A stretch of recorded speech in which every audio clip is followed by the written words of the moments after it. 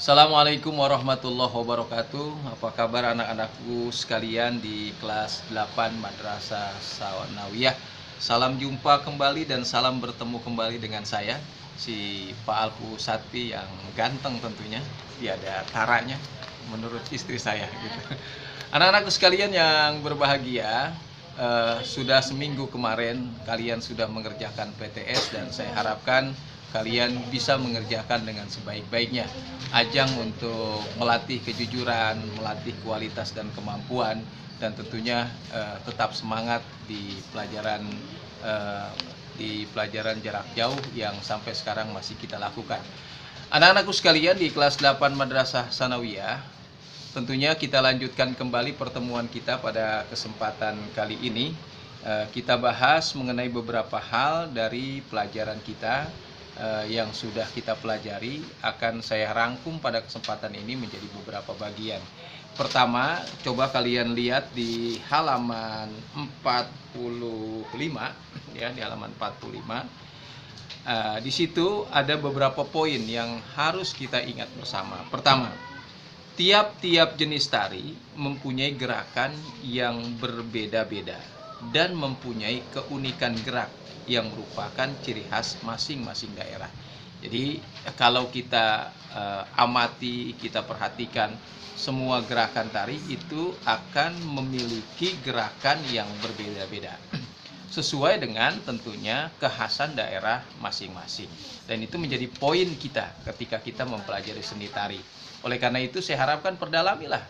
Kamu suka menari, silahkan ikut sanggar-sanggar tari ya. Itu kalau memang kamu ada menjiwai itu, apa salahnya kamu ikut gerakan-gerakan tari. Banyak sanggar-sanggar yang dibuka di mana-mana. Kemudian juga bisa kamu perdalami ya, bukan hanya belajar TikTok saja gitu kan, tapi tarian juga harus sesuatu yang menjadi pokok, karena itu adalah ciri budaya bangsa kita.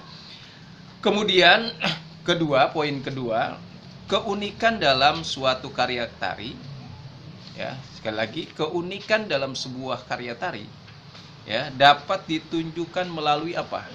Keindahan di dalamnya. Jadi keindahan gerak itulah sebagai sebuah keunikan dari gerakan tari. Kita sudah belajar dulu di kelas 7, gerak tari itu ada dua.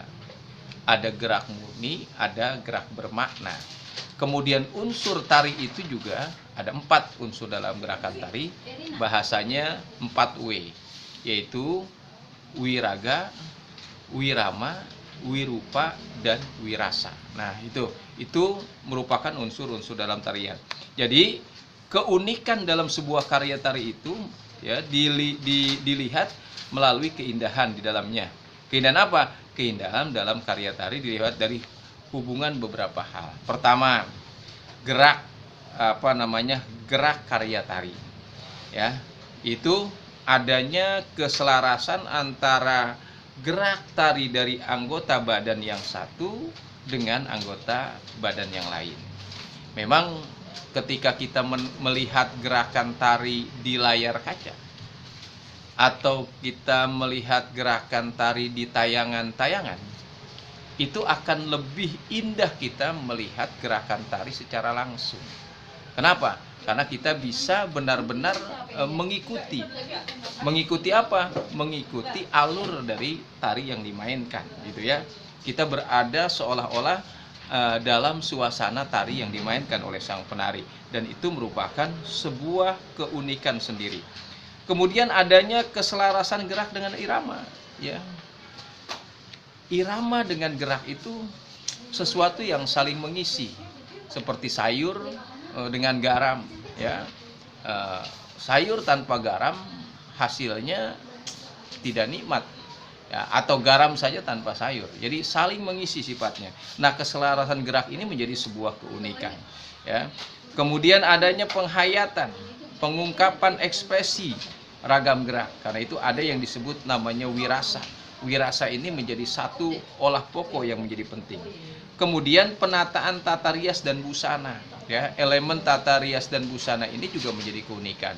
Oleh karena itu, maka kalau kita perhatikan menjadi sesuatu yang unik dan menjadi ciri khas dari satu daerah ke daerah lain ketika mereka menggunakan properti atau busana yang dimainkan.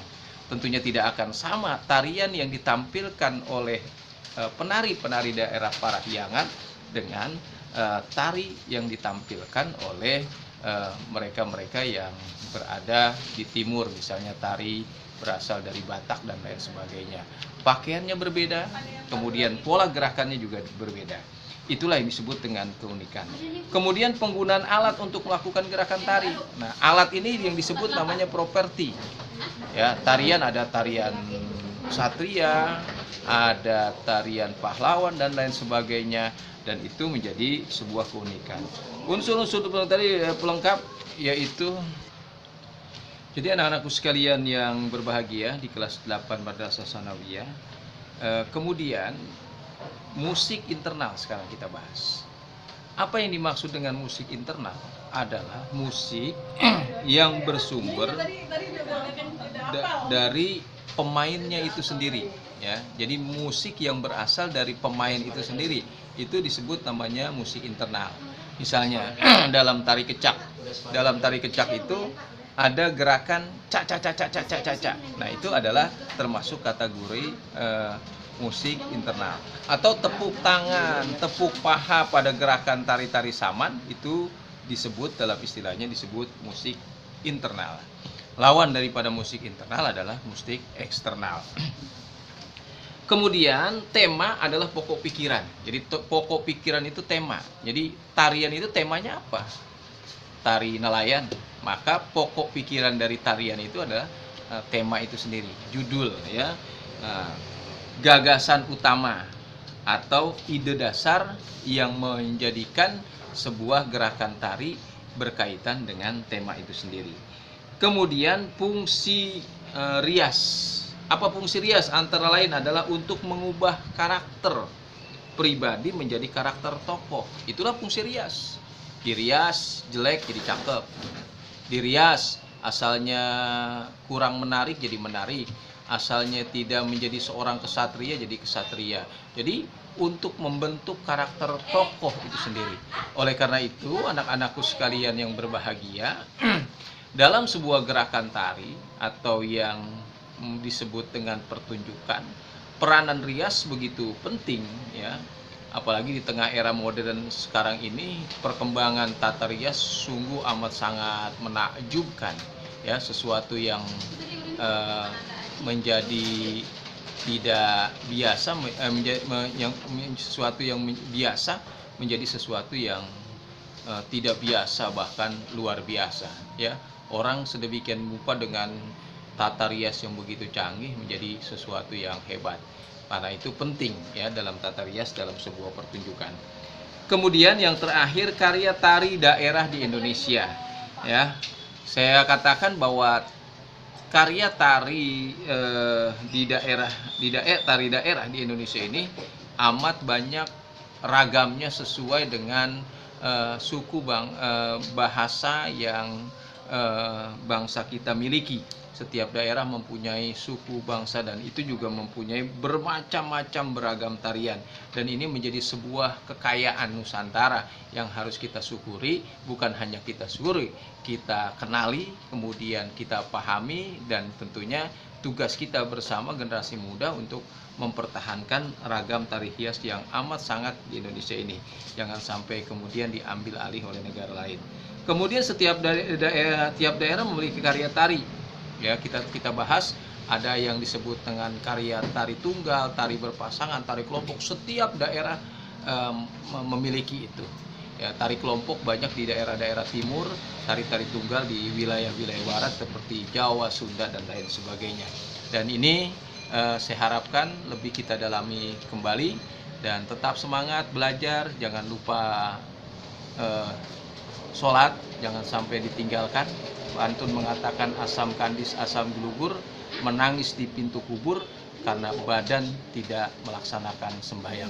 Oleh karena itu tetap semangat belajar. Assalamualaikum warahmatullahi wabarakatuh.